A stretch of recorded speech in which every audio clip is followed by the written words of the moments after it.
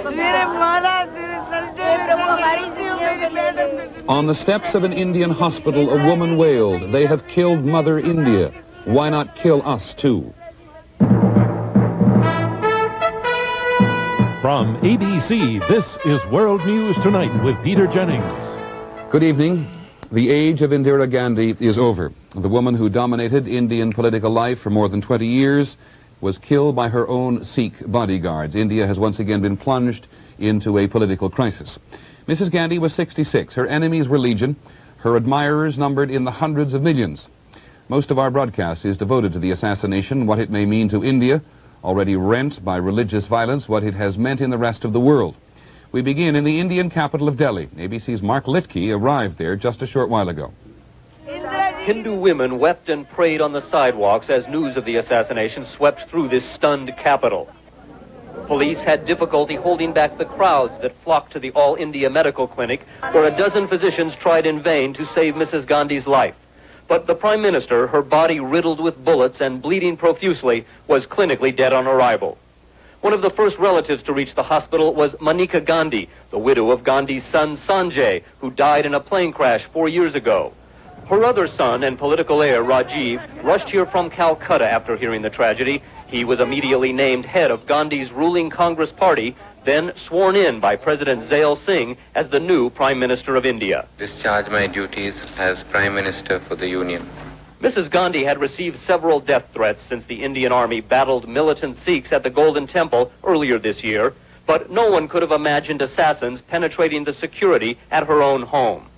According to a government spokesman, it happened on a routine stroll Mrs. Gandhi made every day along this path, from her house to the office on her compound.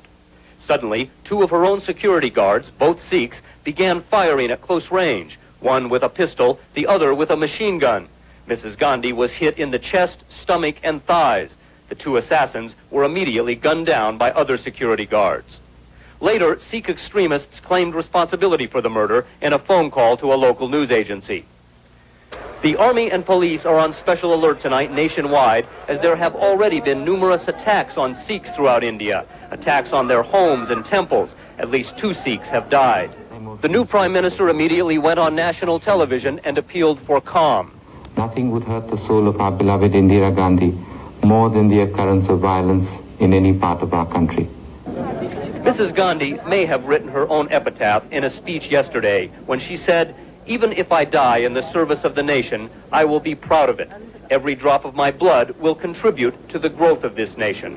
There is a very great threat tonight that even more blood is going to be spilled, as angry Hindus have begun taking revenge on the Sikh community, perpetuating the deadly cycle of religious violence that has killed thousands here in recent years, and today killed the Prime Minister. Mark Litke, ABC News, New Delhi. When Mrs. Gandhi left her modest house in Delhi this morning, she was on her way to be interviewed by the actor and the playwright Peter Ustinov, who was making a documentary about her political life. After Mrs. Gandhi died, I talked on the phone with Ustinov, who was in his New Delhi hotel room. Yes, we had a date with Mrs. Gandhi at 9 o'clock this morning, so we arrived at 8 o'clock, 8:30. It was a very beautiful morning, and she never got to us. We suddenly heard 3 individual shots, which were, in fact, we found out later, pistol shots. There was enough time for people to say, "Don't worry, that's only firecrackers." They let them off here occasionally. And then there was a flurry of machine gun bullets or light automatic rifle bullets, which were certainly nothing to do with any firecrackers. And we realized something had happened, and people started running around in rather silently. There were no voices raised or anything. And then after quite a moment, suddenly 2 more bursts of light automatic fire, which I believe was the commandos making short shrift at the assassins. I gather later on from talking to the authorities that the security guard was the culprit, and he was a Sikh. The Sikh guard who you believe had shot her had been in her service. Do I understand that he was seen as a threat by at least some of his superiors? He had been moved to some other post by the security chief, but evidently Mrs. Gandhi missed his presence and she asked for him back. And this was her reward, of course. Had Mrs. Gandhi made any references to you about her own personal safety? She was speaking in Orissa, in some small town the other day, and a woman made her way through the crowd. She was carrying something in her arm, and the police were refusing her further progress. And Mrs. Gandhi saw it, interrupted her speech, and said in English, "Let the woman go, let her come nearer." And of course, on this occasion, she merely had a petition. But this morning, she allowed somebody to come closer who had something quite other in his possession. And now a look at Mrs. Gandhi's career. She was no relation to Mahatma Gandhi. He too was killed by an assassin's bullet. She went to school in India and then to Oxford University in Britain. She joined India's Congress Party 16 years before India won its independence from Britain. She was her father's political protege. And here's our chief correspondent, Richard Threlkeld. Since independence in 1947, the business of running India has been mainly a father and daughter business. Now the daughter is gone too. She was the only child of India's first Prime Minister, Pandit Nehru. When he died, the leaders of the Congress Party made her Prime Minister because they figured she would take orders. She fooled them. That I will faithfully and conscientiously discharge my duties as a Prime Minister for the Union. She preached nonviolence, but her heroine was Joan of Arc. Twice she went to war with Pakistan and won. Her father ruled India with consensus and persuasion. She preferred to divide and conquer. She played off India's minorities against each other, and for a while in the 1970s, she declared an emergency, curtailed civil liberties, and threw her opponents in jail. Later on, she herself was sent to jail on charges of abusing her power. She made India a nuclear power, then preached world peace. Since we all are still forced to live on the same planet, and perhaps in my generation we will not be able to move on to any other, we have to learn to live together. She tilted India closer to Moscow than Washington, but insisted she was non-aligned. We never have tilted against anybody, I mean towards or against. I'm pro-India.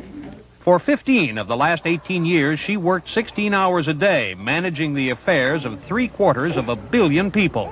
Because of her, India is wealthier than it was and self-sufficient in food. It remains the world's biggest democracy, although because of her, it is less one nation indivisible than it was. She was a sad, lonely, driven woman who once said that governing India is like being Alice in Wonderland.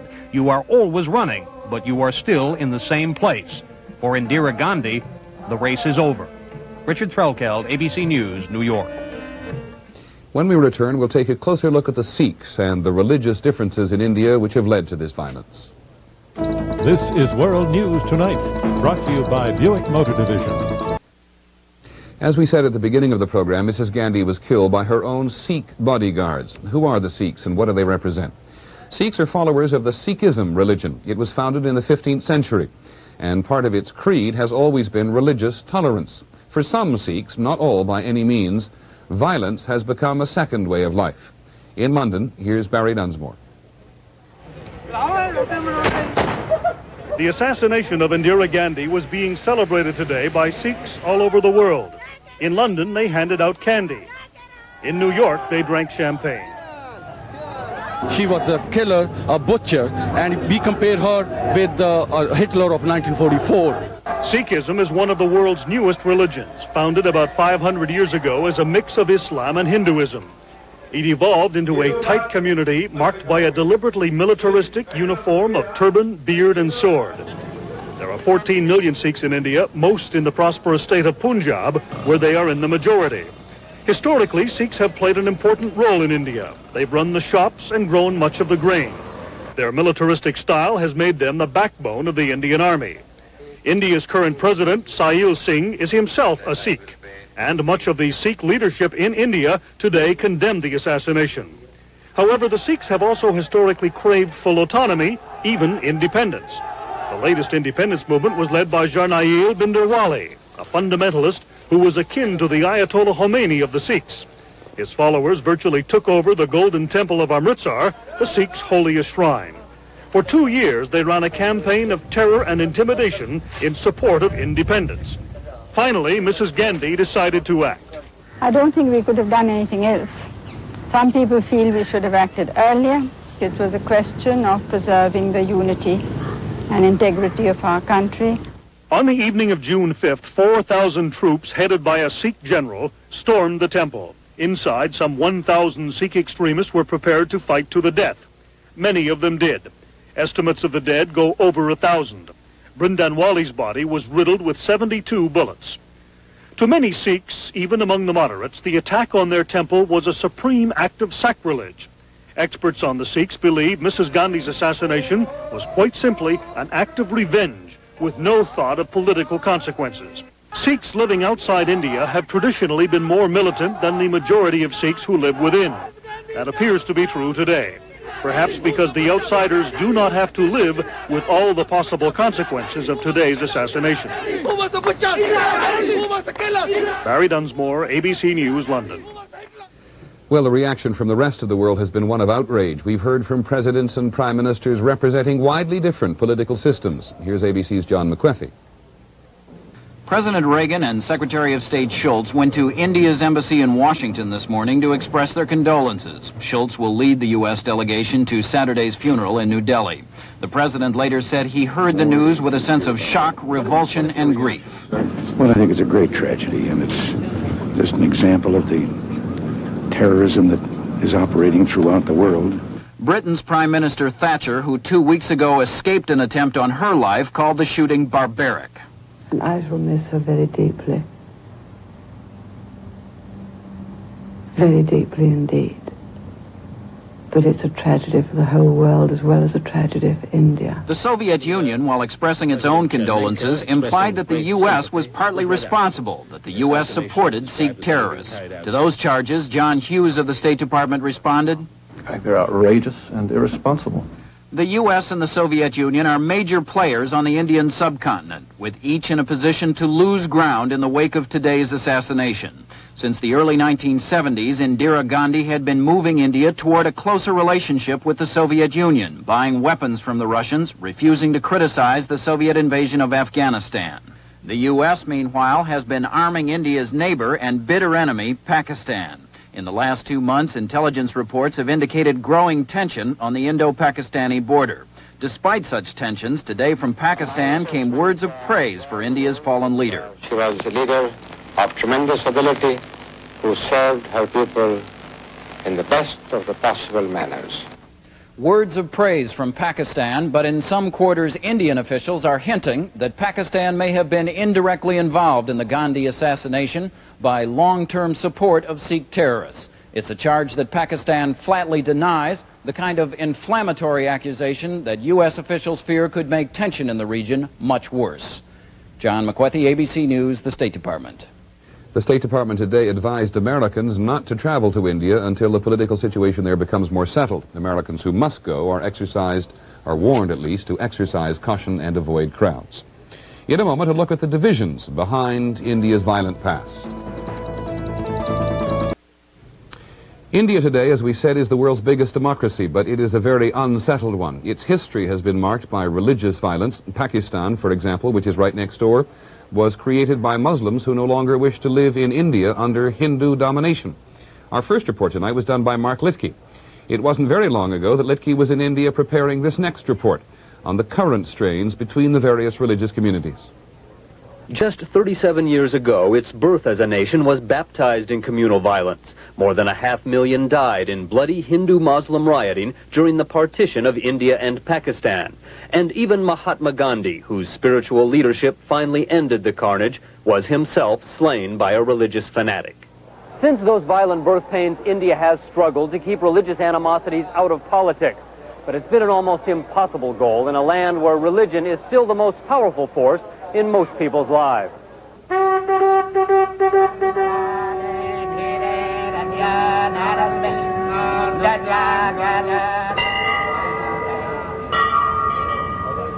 80% Hindu, about 11% Muslim, but every major religion in the world is practiced here, in addition to the hundreds of sects found nowhere else.